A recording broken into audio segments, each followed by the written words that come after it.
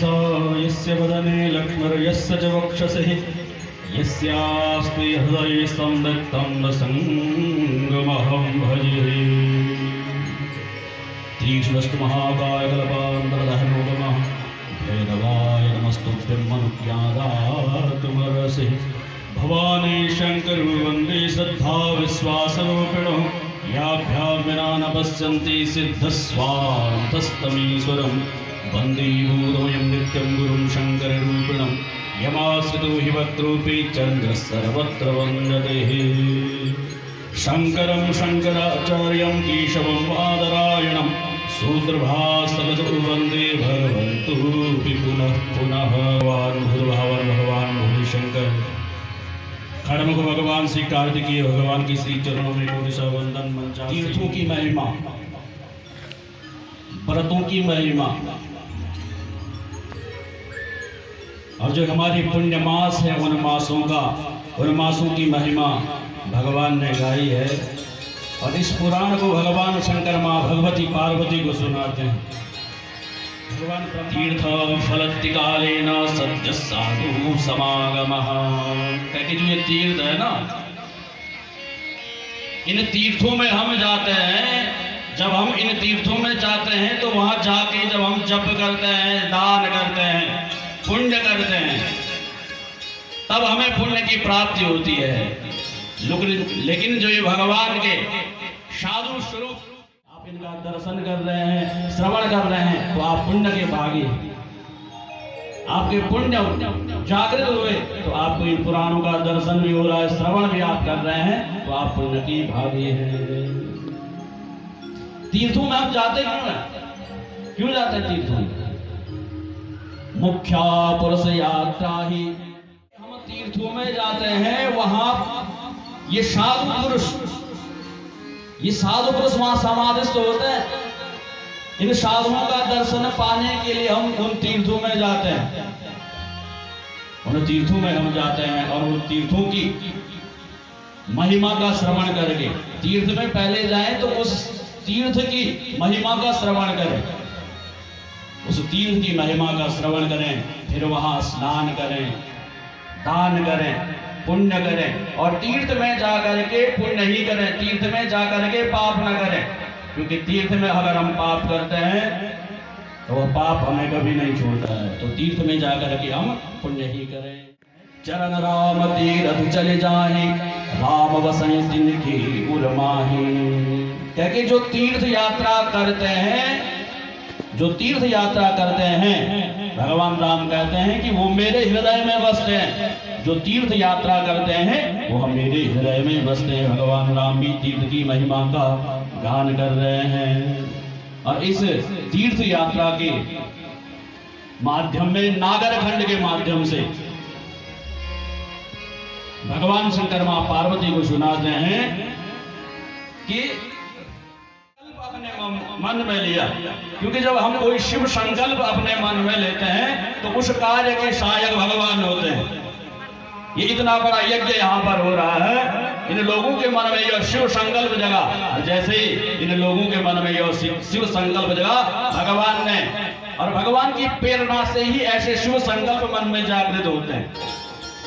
जब यह शिव संकल्प मन में जागृत हो जाते हैं तो भगवान ही इनको पूरा करवाते हैं। तो भगवान की कृपा से यह यज्ञ धीरे धीरे पूर्णता की ओर जा रहा।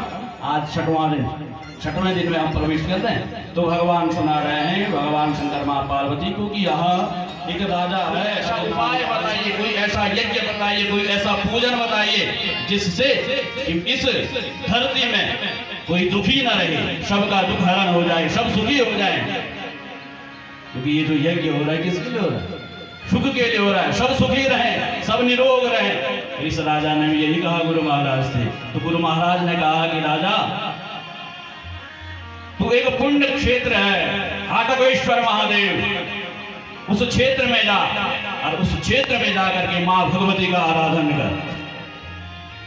और यह राजा उस क्षेत्र में गया है और उस क्षेत्र में जाकर के इसने कई वर्षों तक भयंकर तप किया। मां भगवती प्रकट हुई और मां भगवती ने इसको दिव्य मंत्र दिए हैं, दिव्य शस्त्र दिए हैं, हमारे पूज्य गुरुदेव मंत्र यंत्र और तंत्र पहले दिन चर्चा की। और इस राज्य में कोई दुखी नहीं, सब सुखी।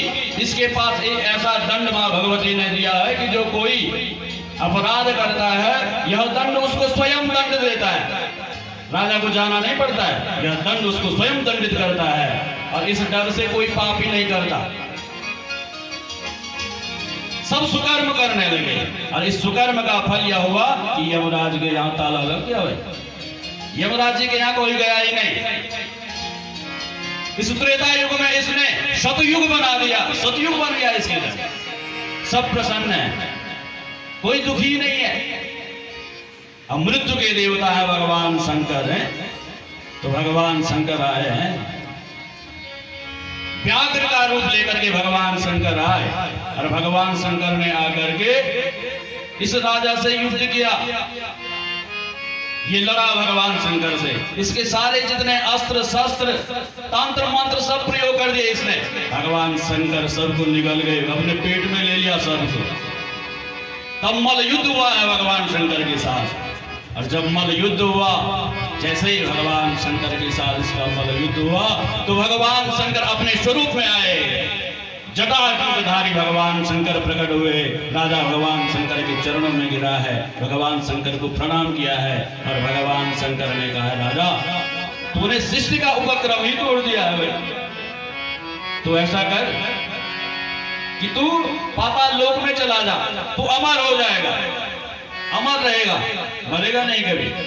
और ये राजा दशरथ जी को राज्य देकर के मृत्यु लोक में गया है। और ये वहां आज भी बैठा हुआ है, वहां हाटकेश्वर भगवान का ये आज भी पूजन करता है। यह राजा अमर।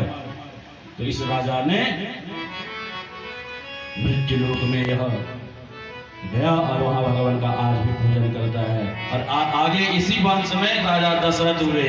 और इन दशरथ महाराज जी ने भी क्या किया, दशरथ महाराज जी ने भी भगवान का खूब पूजन किया है। और एक बार क्या हुआ, दशरथ जी की राज्य में, दशरथ जी की राज्य में क्या हुआ कि भगवान शनिदेव रोहिणी नक्षत्र का अतिक्रमण करने वाले थे। और भगवान उनके गुरुदेव है वशिष्ठ जी।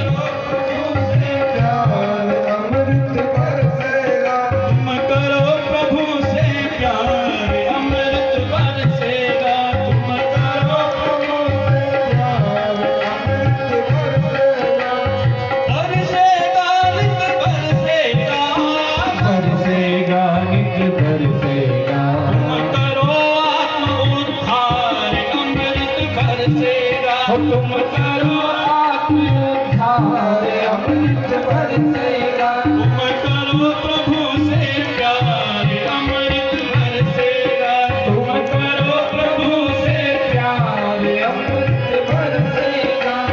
दया धर्म का पहला कहना, दया धर्म का पहला कहना, दया धर्म का पहला कहना, दया धर्म का पहला कहना। झूठा बोल कभी नहीं कहना, झूठा बोल कभी नहीं कहना।